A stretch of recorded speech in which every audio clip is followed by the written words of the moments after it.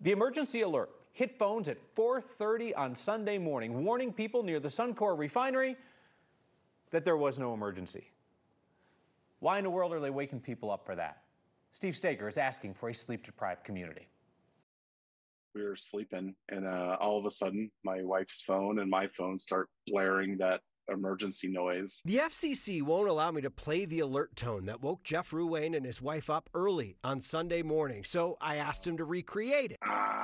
Perfect. And it's an alert from Suncor, which, you know, if you live in North Denver or Commerce City, it's kind of a specter hanging over your head of what is Suncor doing right now. The message at 4:30 a.m. read, "Public safety alert. Suncor refinery will have excessive flaring visible. There is no emergency." It's an emergency alert for a non-emergency. That alert wasn't sent by Suncor. It was sent by Adams County's dispatch center. A supervisor there told me by phone this afternoon that they sent the message because Suncor asked them to. We reached out to Suncor to see why a non-emergency necessitated waking people in the area up on a Sunday morning, and haven't heard back yet. Something that is not threatening, like what is described in this message, is not necessarily the thing that you want to use your communication capital on. Jeanette Sutton researches alerts and warnings at the University of Albany and has created a dashboard for emergency leaders to write better messages. She says a wireless emergency alert, or WEA, may not have been the best choice here. They're intended to wake people up from a deep sleep, to alert them to a significant threat or danger in their area that they need to respond to immediately. State law requires Suncor have an opt-in alerting system, and they do. In fact, the last message they sent back on September 3rd was a warning about flaring not being an emergency. The difference, that message went out only to people who signed up.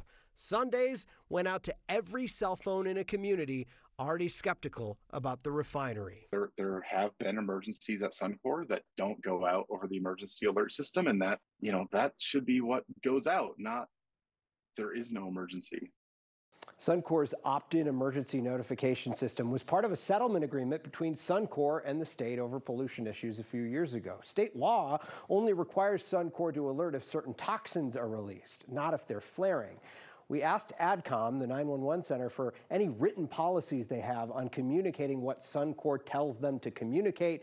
An administrator wasn't in the office today, so they're going to look for us in the future here and try to see if they can get us the policy for something like this. Yeah, because I imagine just them being like, hey, you want to wake everybody up to tell them everything's cool? Just send that out. You're going to see some stuff, but don't worry about it. As you have pointed out time and time again, as frustrating as this is, and sometimes it's funny if it's not happening to you, right? Yeah, like, oh, okay.